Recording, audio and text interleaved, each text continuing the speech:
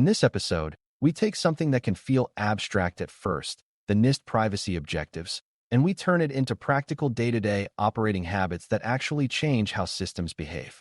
Many beginners learn privacy as a set of rules, notices, and rights, which are important, but those pieces can still leave teams unsure how to build and run technology without creating avoidable exposure. The NIST privacy objectives give you a simple way to judge whether your product operations are moving in a privacy-respecting direction, even when the work is messy and evolving. They help you ask, with discipline, whether people can predict what will happen with their data, whether they can manage and control it, and whether the system can reduce linkability in ways that prevent unnecessary tracking. The reason this matters is that operational drift is where privacy harm often starts, not in one dramatic bad decision, but in small changes that slowly make data collection broader, sharing wider, and retention longer. By the end, you should be able to translate these objectives into daily checks, decisions, and expectations that teams can follow without needing to become privacy theorists. Before we continue, a quick note. This audio course is a companion to our course companion books. The first book is about the exam and provides detailed information on how to pass it best. The second book is a Kindle-only ebook that contains 1,000 flashcards that can be used on your mobile device or Kindle. Check them both out at cyberauthor.me in the Bare Metal Study Guide series. A strong way to begin is to clarify what an objective is in this context, because people sometimes confuse objectives with policies or legal requirements. An objective is a target condition you want your system and your operations to achieve, and it guides decisions when you have multiple options and limited time. In privacy work, objectives are valuable because they help you evaluate trade-offs without pretending there is always a perfect answer. Instead of asking only whether something is allowed, you also ask whether it is predictable, manageable, and less linkable than it needs to be, which often reveals risks that purely legal thinking might miss. Beginners sometimes assume privacy is a one-time design decision, but daily operations involve deployments, logging changes, vendor updates, analytics tweaks, and support workflows that can shift data processing in subtle ways. Objectives give you a consistent lens that stays stable even as features change. They also help you communicate across teams, because engineers, product managers, and support staff can all understand the idea of predictability, manageability, and limiting unnecessary linkage, even if they do not memorize regulatory terms. When objectives are used as operational expectations, privacy becomes part of normal quality work rather than a special event. The first objective, predictability, is about whether people can reasonably foresee what will happen with their data when they use a product. Predictability is not the same as having a privacy policy, because most users do not read long policies, and because many systems behave in ways policies describe only vaguely. Predictability means the system's behavior matches what a reasonable person would expect given the context, the interface, and the promises made at the moment of interaction. For example, if a user turns on a feature that needs location, they might expect location to be used while the feature runs, but they may not expect the app to track location continuously in the background afterward. Predictability also depends on consistency, meaning that the system behaves similarly across devices, across sessions, and over time, so users are not surprised by sudden changes in collection or sharing. Beginners often think predictability is a communication problem, but it is equally a systems problem, because unpredictable behavior usually comes from data flows that are not understood, not controlled, or not aligned with the user experience. When you apply predictability daily, you are constantly checking whether what you do behind the scenes matches what users think is happening. To make predictability operational, you need a habit of connecting decisions to user expectations, not just to internal convenience. In day-to-day work, this shows up when teams add new telemetry, modify onboarding, change defaults, or introduce new vendors. A predictable system does not silently expand collection without a clear reason and a clear explanation that fits the moment. That means when a team proposes collecting a new field, someone should ask what user-facing experience justifies that collection and whether the user would be surprised to learn it happens. Predictability also means avoiding sudden shifts in meaning, like reusing an existing setting label for a broader data use without making that expansion obvious. It means being careful with background processing, because background tracking is a common source of surprise. In operations, predictability is reinforced by change management triggers that treat new data categories, new purposes, and new sharing relationships as events that require review before release. Predictability is also reinforced by monitoring for regressions, because a system can become unpredictable through accidental logging of sensitive fields or through an SDK update that adds new event streams. The daily operational lesson is that predictability must be engineered and maintained, not merely declared. A beginner-friendly way to evaluate predictability is to imagine the user telling a friend what the product does with their data and asking whether that description would match reality. If the user would say the app uses my data to show me nearby options, but in reality the app shares detailed identifiers and browsing behavior with third parties, predictability is weak. If the user would say messages are private, but backups store message content in a way that is accessible outside the end-to-end boundary, predictability is weak. These gaps are often created by operational shortcuts, like enabling verbose logging for troubleshooting and forgetting to turn it off, or forwarding events broadly because it is easier than filtering. Predictability improves when teams maintain a clear data flow narrative and keep it updated as systems evolve, so they can compare what the product seems to do with what it actually does. It also improves when teams limit collection and sharing by default, because simpler systems are easier for users to understand and for teams to explain honestly. In daily operations, predictability shows up as a commitment to no surprises, which is not about perfection but about refusing to allow silent expansion. When you treat surprise as a risk signal, you change how teams make small decisions. The second objective, manageability, is about whether people in the organization can control data processing in meaningful ways. For users, manageability means they can make choices, change their minds, and exercise control over their data without needing to be experts or spend an afternoon hunting for settings. For organizations, manageability means they can reliably enforce their own rules, such as retention limits, access controls, and deletion commitments, across all the systems that hold data. Beginners sometimes hear manageability and think only of user toggles, but a toggle that does not change real data flows is not manageability, it is theater. Manageability is also about operational ability, such as whether your systems can find data when a user requests access, whether deletion can propagate to downstream stores, and whether you can stop a data flow quickly when you discover it is risky. Many privacy failures happen because the organization cannot manage the data it already has, so it keeps collecting and retaining by inertia. Applying manageability means building systems and processes that support control as a normal capability, not as an emergency project. In daily operations, manageability becomes a set of practical questions you ask whenever data is introduced or reused. Can the user see what is stored and adjust it? Or is the user locked into a profile they cannot inspect? Can the user opt out of non-essential processing without losing the core service?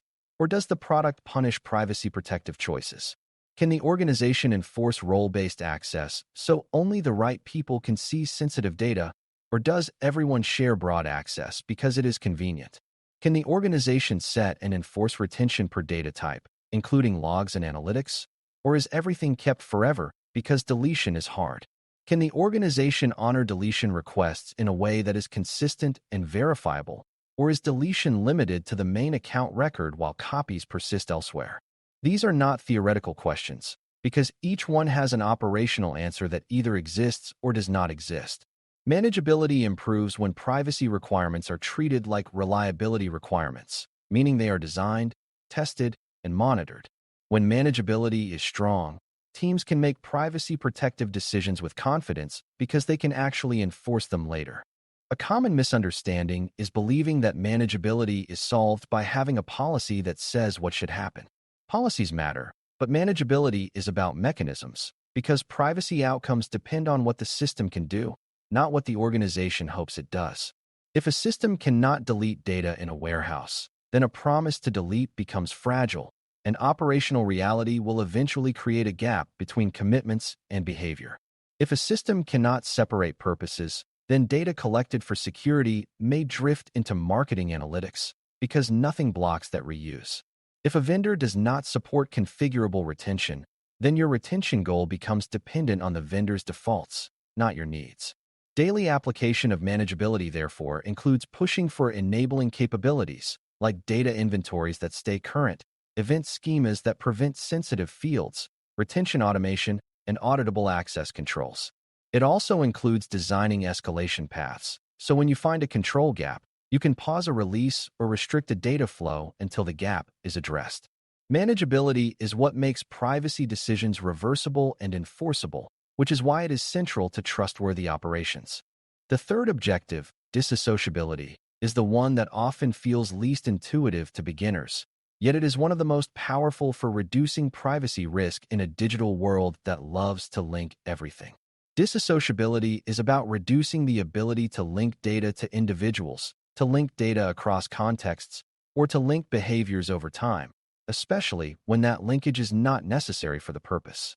It does not mean you must always make data anonymous, and it does not mean you should break features that require identity, like account access or purchase history. Instead, it means you design systems so they do not create more linkability than needed, and so they can operate with less persistent tracking whenever possible. Disassociability shows up in choices like using short-lived session identifiers instead of long-lived identifiers, using aggregated metrics rather than user-level trails, and limiting cross-device linking unless it is required for the service. Beginners sometimes assume privacy is mostly about secrecy, but disassociability is often about structure, meaning you limit the connections that make data powerful for surveillance and profiling. When linkability is reduced, the harm from misuse, breach, or function creep is reduced because the data cannot easily be assembled into a single person's life story. In daily operations, disassociability becomes a habit of questioning identity and linkage whenever teams propose a new dataset or a new tracking event. Do we need a stable identifier attached to this event, or can we measure what we need with a short-lived identifier? Do we need precise location points tied to a user, or can we use a coarse region or an on-device calculation? Do we need to store raw event streams for long periods, or can we keep only aggregate counts that support product decisions? Do we need to link the same person across multiple services, or can we keep context separated so a user's behavior in one area does not automatically follow them into another? Disassociability also applies to vendor sharing, because sharing user-level identifiers widely makes cross-context linking easier for parties outside your organization. When you apply this objective daily, you begin to see that many common analytics conveniences are actually linkability choices that should be justified, not assumed. You also begin to value architectural patterns that keep identifiers scoped to purpose, which helps limit the blast radius when something goes wrong. Disassociability is the objective that quietly reduces surveillance capacity, which is why it is a practical trust builder. A useful way to connect these three objectives is to recognize that they reinforce each other in operational practice. Predictability improves when data flows are simple and bounded, which often happens when disassociability reduces unnecessary linkage and when manageability provides real control over what flows exist. Manageability improves when you avoid spreading data everywhere, because fewer copies and fewer linkages make deletion, access control, and retention enforcement more realistic. Disassociability improves when you design predictable experiences that do not require hidden background tracking and when users are offered manageable choices that reduce linkage.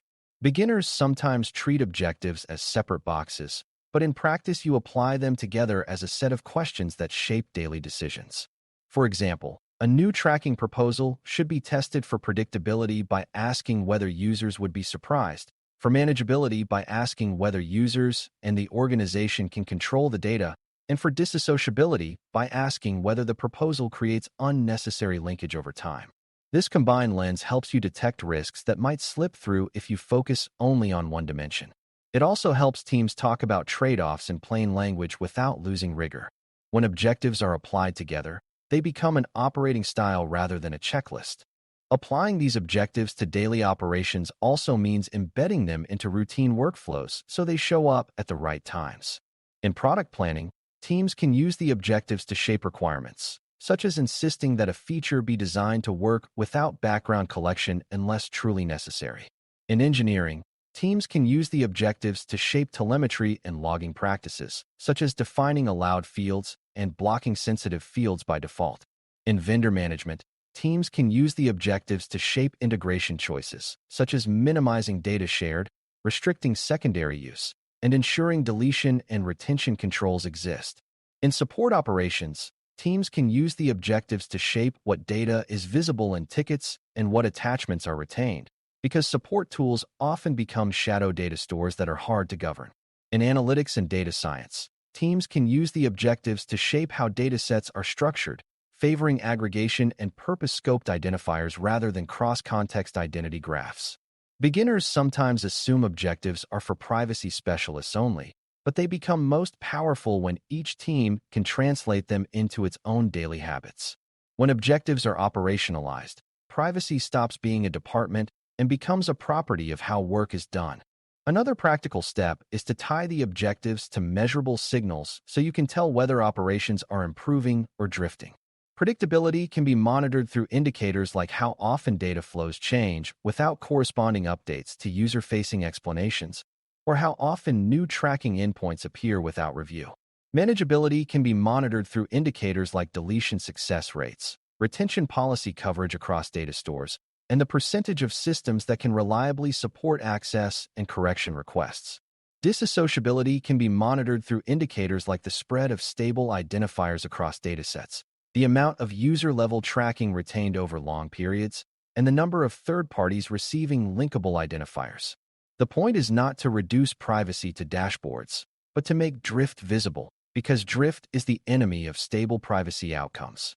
When teams see that linkability is increasing or that retention is creeping, they can intervene before harm occurs.